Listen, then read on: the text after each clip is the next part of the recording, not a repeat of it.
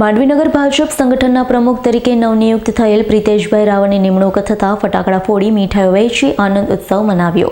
કેન્દ્રીય ચૂંટણી સમિતિના માર્ગદર્શિકા મુજબ ચૂંટણી સમિતિ દ્વારા બૂથ પ્રમુખ તેમજ વિધાનસભા સંકલન સમિતિ સાથે સંવાદ કરી સકારાત્મક અને સમરસતા સાથે મંડળ પ્રમુખોની ચૂંટણી પ્રક્રિયા સંપન્ન કરવામાં આવી હતી।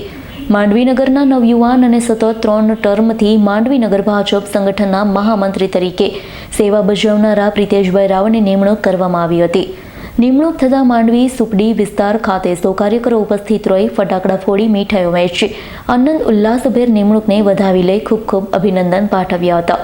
આ પ્રસંગે નવનિયુક્ત થયેલ પ્રમુખ પ્રિતેશભાઈ રાવળે કેન્દ્રીય ચૂંટણી સમિતિ પ્રદેશ અધ્યક્ષ CR પાટીલ, ચૂંટણી અધિકારી સુરત જિલ્લા ભાજપ પ્રમુખ, મહામંત્રી અને જિલ્લા તથા નગરના તમામ હોદ્દેદાર કાર્યકરોનો આભાર માન્યો। આ પ્રસંગે માંડવીનગર ભાજપ સંગઠન પ્રમુખ તરીકે સેવા બજાવનાર નીતિનભાઈ શુક્લના કાર્યોની સરાહના કરી હતી। મારું નામ પ્રિતેશભાઈ રાવળ, માંડવીનગરના ભાજપ સંગઠનના પ્રમુખ તરીકે મારી વરણી થઈ છે।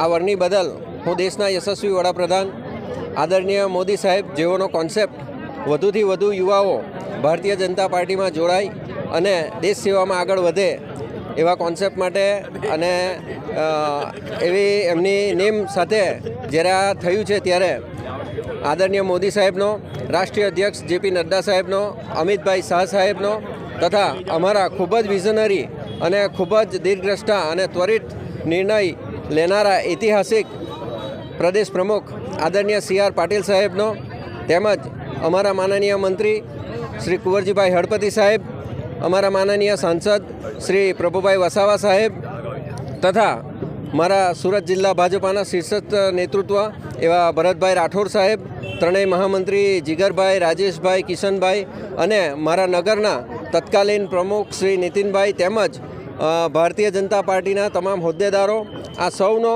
હું આભાર માનું છું। આ તબક્કે મને અને મારી અંદર જે વિશ્વાસ મૂકીને ભારતીય જનતા પાર્ટીએ આ પદ આપ્યું છે ત્યારે હું આ પદને ચરિતાર્થ કરવા માટે મારા પૂરતા પ્રયત્નો કરીશ અને પાર્ટીનો વ્યાપ વધે તથા ભારતીય જનતા પાર્ટી આગામી માંડવી નગરપાલિકાની 24માંથી 24 સીટ અમે મેળવીએ એ લક્ષ્ય સાથે આગળ વધવાની નેમ રાખું છું। જય હિન્દ, ભારત માતા કી જય। જીતેન્દ્ર સોલંકીનો રિપોર્ટ, S9 ન્યૂઝ, માંડવી।